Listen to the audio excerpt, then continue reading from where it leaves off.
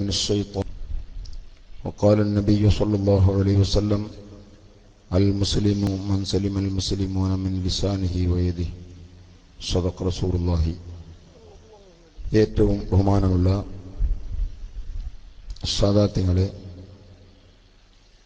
ഉലമാക്കൾ, ഉമറാക്കൾ, സംഘടനാ നേതാക്കൾ, അഹ്ലുസുന്നത്തുൽ ജമാഅത്തിന്റെ പ്രവർത്തകരെ, സഹോദരങ്ങളെ, അല്ലാഹു സുബ്ഹാനഹു വ തആല നമ്മുടെ ഈ സംഗമം നമ്മളിൽ നിന്ന് കബൂൽ ചെയ്യട്ടെ. അഹ്ലുസുന്നത്തുൽ ജമാഅത്തിന്റെ വിശ്വാസ ആചാര അനുഷ്ഠാനങ്ങൾ മുറുകെ പിടിക്കുന്നവരെ വിശ്വാസത്തിൽ നിന്ന് തെറ്റിക്കാനും അല്ലെങ്കിൽ അവരുടെ സംഘടനാ കെട്ടുറപ്പിനെ ശിഥിലമാക്കാനും ഉദ്ദേശിച്ചുകൊണ്ടുള്ള വളരെ മോശകരമായ പ്രവർത്തനങ്ങൾ നടത്തുന്നത് എല്ലാ കാലത്തും നാം കണ്ടിട്ടുണ്ട്. പക്ഷേ ഒരു രാജ്യത്തെ ഒന്നാകെ, അല്ലെങ്കിൽ കേരളത്തിലുള്ള മനസാക്ഷിയുള്ള മനുഷ്യരെ മൊത്തം നടുക്കും വിധത്തിലുള്ള പ്രവർത്തനങ്ങൾ, അതാണ് ഇവിടെ നടന്നിട്ടുള്ളത് എന്ന് ഞാൻ പറയേണ്ട ആവശ്യമില്ല. ഇത് ആരിൽ നിന്നുണ്ടായെന്ന് ചോദിച്ചാൽ, സമാധാനത്തിന് വേണ്ടി, ശാന്തിക്ക് വേണ്ടി നിലകൊള്ളുകയും അത് സമൂഹത്തെ പഠിപ്പിക്കുകയും ചെയ്യുന്നതിന് വേണ്ടി പതിറ്റാണ്ടുകൾക്ക് മുമ്പ് കേരളത്തിൽ വലിയ മഹാന്മാരായ പണ്ഡിതന്മാർ പടുത്തുയർത്തിയ മഹത്തായ പണ്ഡിത സഭ സമസ്ത കേരള ജമിയത്തുൽ ഉലമ, നിസ്വാർത്ഥരും നിഷ്കളങ്കരുമായ സാദാത്യങ്ങളും ആലിമീങ്ങളും കൂടിയ അവരുടെ കൂട്ടായ്മ, വരക്കൽ മുല്ലക്കോയ തങ്ങൾ, പാങ്ങിൽ അഹമ്മദ് കുട്ടി മുസ്ലിയാർ, നവ്വറല്ലാഹു മർക്കദഹുമ, അതുപോലെയുള്ള ധാരാളം സാദാത്യങ്ങളും ആലിമീങ്ങളും അവരാണ് ഈ സമസ്ത കേരള ജമിയത്തുൽ ഉലമക്ക് രൂപം കൊടുത്തത്. അവർ പൂർണ്ണമായും ജനങ്ങളെ ശാന്തിയിലേക്കും സമാധാനത്തിലേക്കും വിളിക്കുകയും അതിലൂടെ തന്നെ അവർ ചലിക്കുകയും ചെയ്തെങ്കിൽ ആ സംഘടനയുടെ അവകാശവാദവുമായി ഇവിടെ പ്രവർത്തിക്കുന്ന ചിലർ, അവരെ സംബന്ധിച്ച് നാം എന്ത് പറയണം? ഈ പറഞ്ഞവരുടെ പിൻഗാമികൾ എന്നവരെ കുറിച്ച് പറയാൻ പറ്റുമോ? മഹാന്മാരായ സാദാത്യങ്ങളും ആലിമീങ്ങളും എന്ന് പറഞ്ഞാൽ പോരാ. ആ കാലഘട്ടത്തിൽ ജീവിച്ച സയ്യിദന്മാരുടെ നേതാവായിരുന്നു മഹാനായ വരക്കൽ മുല്ലക്കോയ തങ്ങൾ. ആ കാലഘട്ടത്തിൽ ജീവിച്ച പണ്ഡിതന്മാരുടെ നേതാവായിരുന്നു പാങ്ങിൽ അഹമ്മദ് കുട്ടി മുസ്ലിയാർ, നബ്ബറല്ലാഹു മർക്കദഹുമ. ഇവരെ പോലെയുള്ളവർ അവരുടെ ആ പദവിയിൽ ഇന്ന് നിൽക്കുന്നത്, ലോകം ഒട്ടാകെ നോക്കിക്കാണുന്നത്, സാദാത്യങ്ങളുടെ നേതാവായ ബഹുമാനപ്പെട്ട താജുൽ ഉലമ തങ്ങളവറുകളെയും ഉലമാക്കളിൽ സുൽത്താനുൽ ഉലമ എന്ന പേരിന് അർഹനായ, ലോകം ആ പേരിൽ വിളിക്കുന്ന മഹാനായ ശൈഖുന കാന്തപുരം ഉസ്താദിനെയും മാത്രമാണ്. ബാക്കി ഇവിടെ മറ്റു ചിലർ സമസ്ത എന്ന് പറയുന്നത് ഞങ്ങളാണ്, സമസ്തയുടെ എല്ലാ അവകാശവും ഞങ്ങൾക്കാണുള്ളത്, സമസ്തയുടെ പാരമ്പര്യം ഞങ്ങൾക്കാണുള്ളത് എന്ന് പറയുന്ന ഈ കക്ഷികൾക്ക് ഈ സമസ്തയുടെ സമുന്നതരായ മുൻകാല നേതാക്കൾ ഇവർ നടത്തിയിരുന്ന പ്രവർത്തനമാണോ നടത്തിയിരുന്നത് എന്ന് ഒരു വേളയിലെങ്കിലും ആലോചിച്ചുകൂടെ? പരിശുദ്ധ ഖുർആൻ പറഞ്ഞിട്ടുള്ളത് എത്രമാത്രം വലിയ താക്കീതോടുകൂടെയാണ്.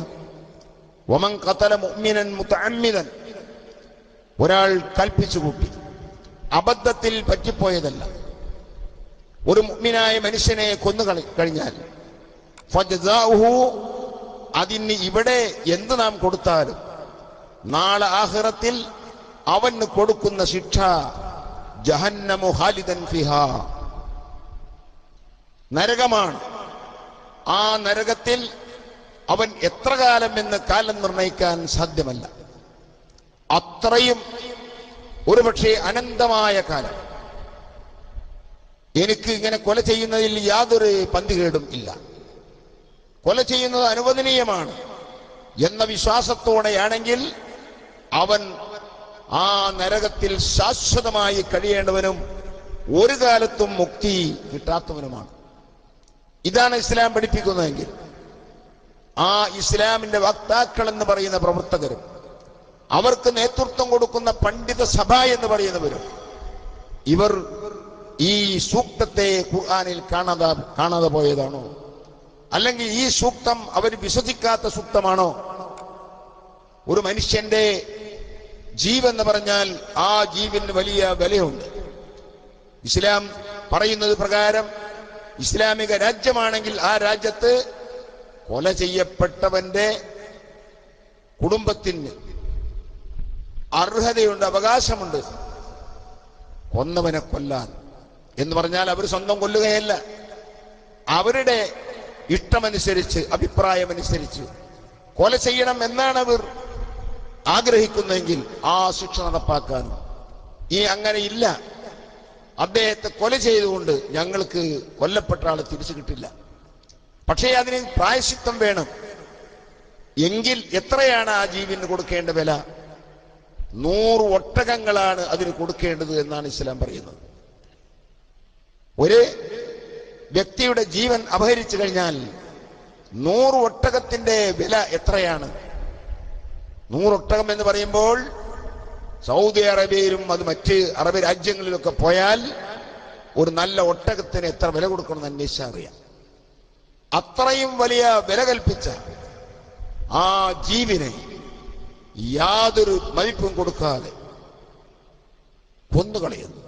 അത് തന്നെ എങ്ങനെയാണ് മനസ്സാക്ഷിയുള്ള മനുഷ്യന് ഉറക്കാത്ത വിധത്തിലുള്ള പ്രവർത്തനം നടത്തി? മക്കളെ, ഈ ചെയ്ത് തെറ്റായിപ്പോയി, നാം ഒരു കൂട്ടരുമായി ശത്രുത ഉണ്ടെങ്കിലും ഇങ്ങനെയുള്ള അനീതി ചെയ്യാൻ പാടില്ല എന്ന് പറയാൻ അവരുടെ ഭാഗത്തുനിന്ന് ഒരാൾ പോലും ഉണ്ടായില്ലെങ്കിൽ ഇവർക്ക് സമസ്തയുടെ പാരമ്പര്യം അവകാശപ്പെടാൻ എന്ത് അർഹതയാണുള്ളത്? തെറ്റായെന്ന് പറയാൻ ഒരാൾ പോലും അവരുടെ കൂട്ടത്തിൽ നാം കണ്ടില്ല. മഹാനായ നബി സല്ലല്ലാഹു അലൈഹി വസല്ലം തങ്ങൾ ഈ ലോകത്തോട് വിട പറയുമ്പോൾ ഹജ്ജത്തുൽ വദായിൽ വെച്ച് അറഫ മൈതാനിയിൽ റസൂലുള്ളാഹി നടത്തിയ പ്രസംഗം, ആ പ്രസംഗത്തിൽ നബി സല്ലല്ലാഹു അലൈഹി വസല്ലം തങ്ങൾ സ്വഹാബാക്കളോട് ചോദിച്ചു, നിങ്ങൾ നിലകൊള്ളുന്ന ഈ സ്ഥലം ഏതാണ്? നിങ്ങൾ നിലകൊള്ളുന്ന മാസം ഏതാണ്?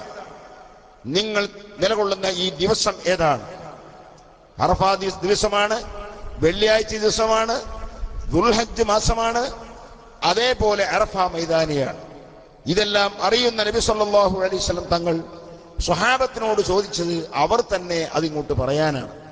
ഓ നബിയെ, ഇത് അറഫ മൈതാനമാണ്, ഈ മാസം ദുൽഹജ്ജ് മാസമാണ്, ഈ ദിവസം വെള്ളിയാഴ്ച ദിവസമാണ്.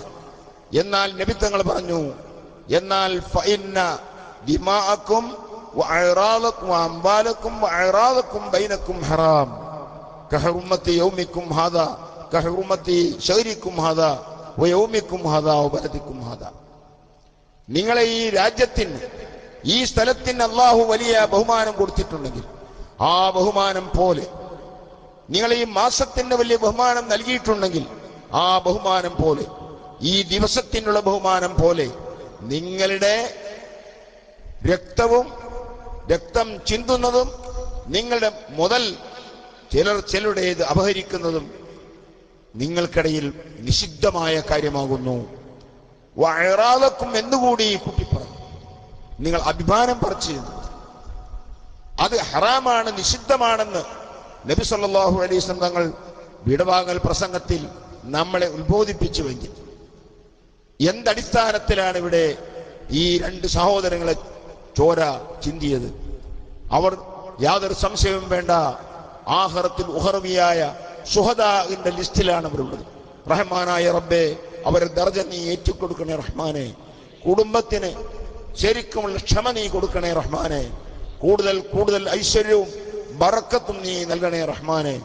അങ്ങനെ എത്രയെത്ര ആളുകളെയാണ് ഈ കൂട്ടർ, നമ്മളും അവരും തമ്മിൽ തർക്കമുണ്ടായെങ്കിൽ ആ തർക്കക്കാലം മുതൽ ഇന്നേ വരെ നോക്കിയാൽ നമ്മുടെ കൂട്ടത്തിൽ എത്ര സഹോദരങ്ങളുടെ ആത്മാവിനെയാണ് അവർ തട്ടിയെടുത്തത്.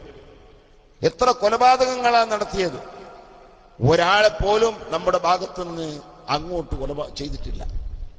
നാം അതിന്റെ ആളുകളല്ല, നാം സമാധാനത്തിന്റെ ആളുകളാണ്. മഹാനായ താജുൽ ഉലമയും ബഹുമാനപ്പെട്ട ശൈഖുന സുൽത്താനുൽ ഉലമ ഉസ്താദ് അവറുകളും അവർ നിലകൊള്ളുന്ന സമസ്തയിലെ ജമിയത്തുൽ ഉലമയും അതിന്റെ കീഴടങ്ങൾക്ക് പഠിപ്പിച്ചത്, അതിന്റെ ആശയം ഉൾക്കൊള്ളുന്ന എല്ലാവരെയും പഠിപ്പിച്ചത് നാം സമാധാനകാംക്ഷികളാണ്. നാം കുഴപ്പത്തിന്റെ നാശത്തിന്റെ ആളുകളില്ല. അതുകൊണ്ട് ഞാൻ ഒറ്റവാക്കിൽ ഓർമ്മപ്പെടുത്തുന്നത്, ഇങ്ങനെയുള്ള നാശകാരികളെ തിരിച്ചറിഞ്ഞ് ഇവിടുത്തെ എല്ലാ ഉദ്യോഗസ്ഥന്മാർക്കും അറിയും, എല്ലാവർക്കും അറിയുന്ന കാര്യമാണ്. അതുകൊണ്ട് തന്നെ നിയമപാലകർ പ്രത്യേകിച്ചും അവരെ തിരിച്ചറിഞ്ഞ് നിയമത്തിന് മുമ്പിൽ കൊണ്ടുവരികയും അർഹമായ അയോഗ്യമായ ശിക്ഷ അവർക്ക് കൊടുക്കുകയും ചെയ്യുന്നതിൽ യാതൊരു നിലക്കും അനീതി കാണിക്കില്ല എന്ന് നമുക്ക് വിശ്വാസമുണ്ട്. എങ്കിലും ഒന്നുകൂടി ഞാൻ ഓർമ്മപ്പെടുത്തുകയാണ്, നമ്മളെ സംബന്ധിച്ചിടത്തോളം നാം കുഴപ്പത്തിന്റെ ആളുകളല്ല. നമ്മുടെ എല്ലാ നിലക്കുള്ള പ്രതിഷേധങ്ങളും നടത്തുമ്പോൾ നമ്മുടെ നേതൃത്വമോട് പറയാറുള്ളത്, ഇന്ത്യ രാജ്യത്തിന് ഒരു നിയമ വ്യവസ്ഥതയുണ്ട്. ആ നിയമത്തിനുള്ളിൽ നിന്നുകൊണ്ടുള്ള എല്ലാം നമുക്കാകാം. നിയമം ലംഘിച്ചുകൊണ്ട് നാം ഒന്നും ചെയ്യാൻ പാടില്ല. അങ്ങനെ ചെയ്യുന്നവരല്ല. ഇതാണ് നമ്മളെ പഠിപ്പിച്ചത്. അതുകൊണ്ട് തന്നെ ആ സമാധാനത്തിനുള്ള മാർഗത്തിൽ നാം നമ്മുടേതായ അവകാശങ്ങൾ നേടിയെടുക്കാൻ പ്രവർത്തിക്കുന്നു. അതിന് ആവശ്യമായ കാര്യങ്ങളൊക്കെ നാം ചെയ്യണം. എല്ലാ നിലക്കും ഈ കൂട്ടരി വിഭാഗത്തെ നാം ഒറ്റപ്പെടുത്തുകയും അവരുടെ ഈ നിലപാടിൽ നിന്ന് മാറ്റമുണ്ടായി അവർക്ക് അല്ലാഹു ഹിദായത്ത് കൊടുക്കട്ടെ എന്ന് നമുക്ക് ദുആ ചെയ്യാം. അല്ലാഹു ഹിദായത്ത് അവർക്ക് ഉദ്ദേശിച്ചില്ലെങ്കിൽ അവർ ശർറിൽ നിന്ന് നമ്മളെയും നമ്മളെ പ്രസ്ഥാനത്തെയും നേതാക്കളെയും സ്ഥാപനങ്ങളെയും എല്ലാം അല്ലാഹു കാത്തുരക്ഷിക്കട്ടെ എന്ന് ദുആ ചെയ്ത് ബിസ്മില്ലാഹിർ റഹ്മാനിർ റഹീം എന്ന ഖുർആൻ വാക്യം കൊണ്ട് പരിപാടി ഉദ്ഘാടനം ചെയ്യുന്നു. വആഖിറു ദഅവാനാ അൽഹംദുലില്ലാഹി റബ്ബിൽ ആലമീൻ. അസ്സലാമു അലൈക്കും വറഹ്മത്തുള്ളാഹി.